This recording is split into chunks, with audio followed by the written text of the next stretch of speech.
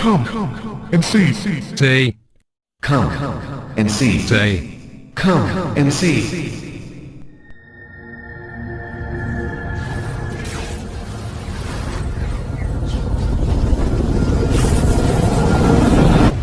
आज के वीडियो में हम भविष्य की तैयारी को जानने वाले हैं। साथ ही साथ चारों स्वर्गदूतों के चारों विशिष्ट स्वर्गदूतों के महत्व को हम सभी आज की इस वीडियो में समझने वाले हैं। हमारा आज का विषय है चार प्राणियों का महत्व। दोस्तों, इस अध्याय के अध्ययन में अब तक हमने देखा प्रत्येक मोहर खुलने के साथ एक प्राणी आमंत्रण दे रहा है, आमंत्रण भरा आह्वान कर रहा है। इस आमंत्रण के पीछे क्या महत्व है, आइए आज की वीडियो में जानने का प्रयास करें। तो आइए प्रार्थना के साथ हम आज का यह महत्वपूर्ण अध्ययन प्रारंभ करें। आइए प्रार्थना।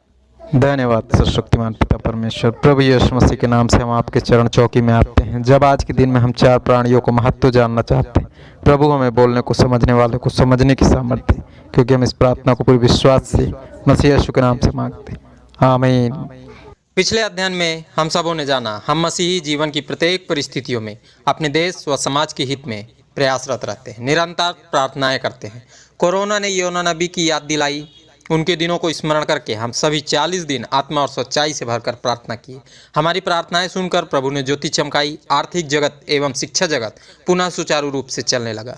कोरोना काल में सरकारों ने कई घोषणाएं की। उन सरकारी घोषणाओं ने हम में से कई मनुष्यों को आलसी बना दिया। सरकारों ने ये घोषणाएं आनन फानन में अंधकार के राज्य में की। उन्हें पता भी नहीं था यह महामारी कब समाप्त होगी। आज भी इस वायरस का सार्थक इलाज नहीं मिल पाया है। दोस्तों, सरकार द्वारा की गई घोषणाओं का लाभ जब मानव समाज को नहीं मिल पाया, तब कई परिवार प्रभावित हो गए। गरीबी, भूखमरी दिन प्रतिदिन बढ़ती ही जा रही है। उदाहरण के लिए आज वर्तमान में नौकरी पेशा लोगों की तनख्वाह आधी हो गई है। महंगाई बढ़ने से खर्च और भी बढ़ गया है। हालांकि धीरे धीरे आर्थिक जगत सामान्य होता जा रहा है। दोस्तों, मानव समाज में शैतान की इच्छा से चलने वाले लोग, धोखे बेईमानी से कार्य करने वाले लोगों की कमाई और भी बढ़ गई है। सरकार मानव हित में अनाज ज़्यादा बांटने लगी। बेईमानों का भ्रष्टाचार और बढ़ गया। इंटरनेट में भी धोखाधड़ी बढ़ने लगी है। जवान ऑनलाइन पढ़ाई तो कर रहे हैं, पर साथ ही साथ अपने अश्लील शौक भी तेजी के साथ पूरा करने में लगे हुए हैं। मजदूर भूखे हैं तो किसान सड़कों पर आंदोलन में बैठे हैं। आज वर्तमान समय में प्रभु की इच्छा से चलने वाले लोग परेशान हैं, शैतान की इच्छा से चलने वाले लोग खुशी हैं। ये सब क्यों हो रहा है? 40 दिन प्रार्थनाएं होने के बाद भी अंधकार पुनः क्यों फैलने लगा है? दोस्तों, हमारा परमेश्वर जीवित और पवित्र है। वह सर्वदा हमारी संगति चाहता है। बुरे दिन प्रारंभ हो चुके हैं। हम मसीहियों को निरंतर आत्मा और सच्चाई से भरी प्रार्थनाएं करनी है। हमारी प्रार्थनाओं से ही यह अंधकार समाप्त हो सकता है। इन दिनों में घट रही घटनाओं के हानिकारक प्रभाव से हमें भविष्य की तैयारी करना है, ताकि जब तीसरी मोहर खुले, यह दौर प्रभु द्वारा प्रारंभ हो, तब हम प्रभु के लोग अप्रसन्न नहीं पर प्रसन्न रहें, मानव समाज का हित कर सके, अपने परिवारों की भी सुरक्षा कर सके। दोस्तों, प्रभु ने शैतान को यह कार्य इसलिए करने दिया ताकि हम विश्वासी तीसरी मोहर खुलने से पहले स्वयं को तैयार करना प्रारंभ कर दे। दोस्तों, प्रभु के द्वारा दिए गए इन अवसरों का लाभ उठाने, भविष्य में घटने वाली अंतिम दिनों की घटनाओं के दृश्यों को निरंतर देखते रहने के लिए हमारे चैनल को सब्सक्राइब करें, घंटी अवश्य दबाएं, ताकि प्रत्येक वीडियो का नोटिफिकेशन आप सबों तक आसानी से पहुंचता रहे। यह वीडियो अच्छा लगे तो लाइक व शेयर अवश्य करें, ताकि यह अद्भुत ज्ञान और भी अधिक फैल सके। आइए प्राणियों का महत्व जानें। प्रभु यीशु मसीह के नाम में आप सबों को जय मसीह की। यह कोई प्रमाण नहीं, सिर्फ और सिर्फ बाइबल की भविष्यवाणियों की गणनाओं पर आधारित अध्ययन है। प्रकाशित वाक्य 6 अध्याय 6 पद। और मैंने उन चारों प्राणियों के बीच में से एक शब्द यह कहते सुना, दीनार का सेर भर गेहूं और दीनार का 3 सेर जौ, पर तेल और दाखरस की हानि न करना।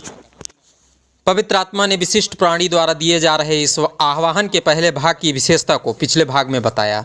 इस भाग को अच्छी तरह से समझने के लिए आप हमारा पिछला भाग अवश्य देखें, लिंक डिस्क्रिप्शन बॉक्स में है। हमने जाना अंत के दिनों में जैसे ही जीवन की पुस्तक से तीसरी मोहर खुलेगी, दीनार का किलो भर गेहूं या 3 किलो जौ मिलेगी। महंगाई कैसे बढ़ेगी यह हम जान चुके हैं। आज प्रभु की आत्मा इस पद के द्वारा हम विश्वासियों से कहना चाहता है, अंधकार फैलने के बाद, महंगाई बढ़ने के बाद विशिष्ट स्वर्गीय प्राणी तेल और दाखरस का चित्र दिखा रहा है।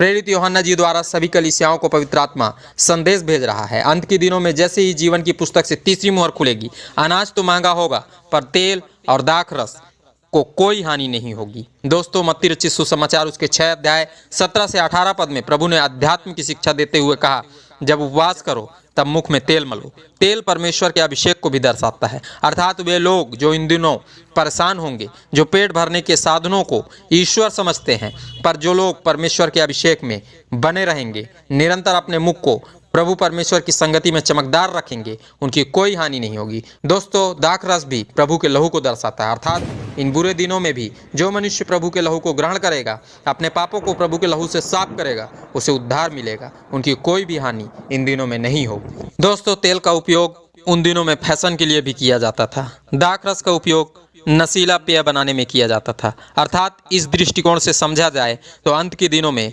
फैशन और मादकपन से बहुत से लोग ग्रसित होंगे। ये दोनों शौक इन दिनों में और बढ़ेंगे, इनकी कोई भी हानि नहीं होगी। शैतान का कार्य भी चलता रहेगा। आज वर्तमान समय में देखा जाए तो सभी वस्तुएं आसानी से नहीं मिल पाती, पर शराब की दुकानें बढ़ती जा रही हैं। फैशन की वस्तुएं भी दिन प्रतिदिन बढ़ती जा रही हैं। आज मानव समाज चाहता है भले ही अनाज न मिले, पर फैशन और नशे की वस्तुएं मिलती रहें। कोरोना काल में लॉकडाउन के समय हम सबों ने इस स्थिति को स्पष्ट और बहुत करीब से देखा है। प्रकाशित वाक्य की पुस्तक उसके 4 अध्याय के 7 पद से हमने जाना, पहले प्राणी का मुख सिंह का, दूसरे प्राणी का मुख बछड़े का, और तीसरे प्राणी का मुख मनुष्य का, और चौथे प्राणी का मुख उकाब के समान है। इन चारों विशिष्ट प्राणियों को परमेश्वर ने अंत के दिनों में कार्य करने के लिए विशेष रूप से रचा है।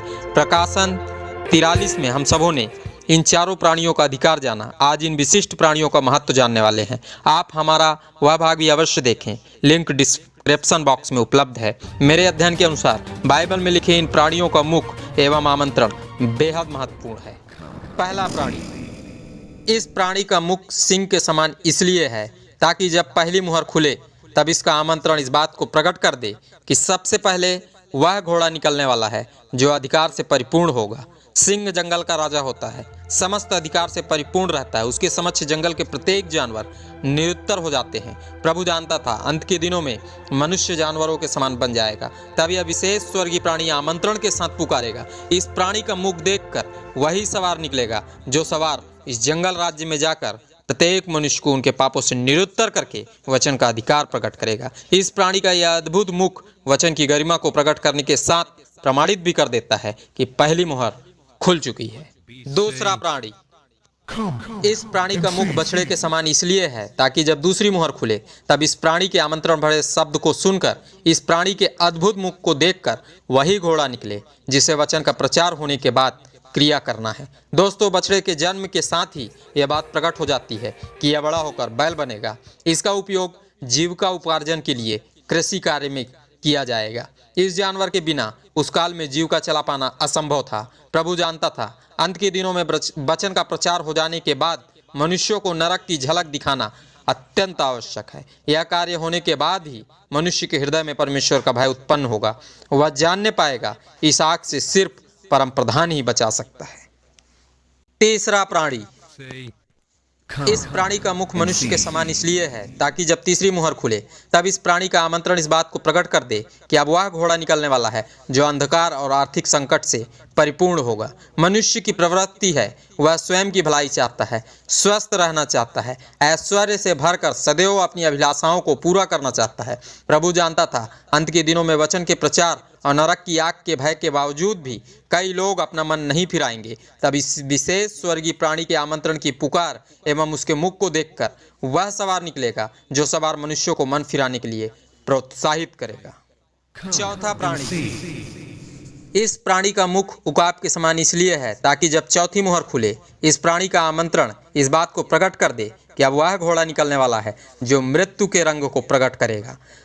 उकाब गगनचुंबी ऊंचाई को प्रकट करता है, उसके तेज प्रहार को प्रकट करता है। प्रभु जानता था अंत के दिनों में वचन का प्रचार, नरक का भय और अंधकार के राज्य के बावजूद भी लोग अपना मन नहीं फिराएंगे। तब इस विशेष स्वर्गीय प्राणी के आमंत्रण की पुकार एवं उसके मुख को देखकर वह सवार निकलेगा जो सवार परमेश्वर के आने वाले क्रोध को प्रकट कर देगा। प्रकाशित वाक्य की पुस्तक की इस प्रकाशन में पवित्र आत्मा संपूर्ण मनुष्य जाति को समझाना चाहता है। पहली मुहर खुलने की तैयारी इंटरनेट और मोबाइल निर्माण के साथ प्रारंभ हुई। इन उपकरणों का प्रसार शैतान द्वारा हुआ। यह उपकरण मानव समाज के देह के हिस्सों के समान बन गए। पर जैसे ही पहली मोहर खुली, स्वर्गीय प्राणी का शब्द गुंजायमान हुआ। इन उपकरणों द्वारा मन फिराव का प्रचार होने लगा। दूसरी मोहर खुलने की तैयारी जैविक और आधुनिक हथियारों के साथ प्रारंभ हुई। इन उपकरणों को भी शैतान द्वारा फैलाया गया। ये उपकरण भी मानव समाज के लिए अत्यंत महत्वपूर्ण बन गए। पर जैसे ही दूसरी मोहर खुलने लगी, स्वर्गीय प्राणी का शब्द गुंजायमान होने लगा। इन उपकरणों से होने वाले विनाश के भय के द्वारा मन फिराव का प्रचार होने लगा।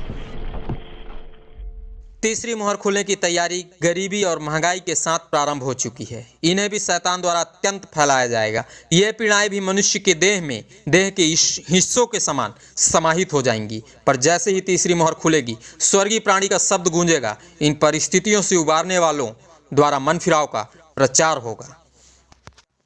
चौथी मोहर कोलाहल और मृत्यु के साथ खुलेगी। ये पीड़ाएं भी शैतान द्वारा अत्यंत फैलेंगी। ये पीड़ाएं भी मनुष्य के जीवन का हिस्सा बन जाएंगी। जैसे ही चौथी मोहर खुलेगी, स्वर्गीय प्राणी का शब्द गूंजेगा। परमेश्वर का प्रकोप प्रकट होने लगेगा। विपत्तियां कितनी भी बड़ी हों, शैतान इनका इस्तेमाल किसी भी प्रकार करना चाहे, पर परम प्रधान का शब्द गूंजते ही मानव समाज का हित होने लगता है। वह नहीं चाहता किसी भी मनुष्य का नाश हो। इसलिए हम मनुष्यों को उसका शब्द इन अंत के दिनों में बहुत ही ध्यान से सुनना है। आज के अध्ययन से हमें जो शिक्षा मिली, वो शिक्षा का पद यशायाह की पुस्तक उसके 66 अध्याय के 10 पद में पाया। आइए मित्रों, इस पद को हम सभी बाइबल से पढ़ें। हे यरूशलेम से सब प्रेम रखने वालों, उसके साथ आनंद करो और उसके कारण मगन हो। हे उसके विषय सब विलाप करने वालों, उसके साथ हर्षित हो। आप सबों ने इस अध्ययन को ध्यान से सुना। आप सबों को बहुत बहुत धन्यवाद। प्रभु यीशु मसीह के नाम में आमीन।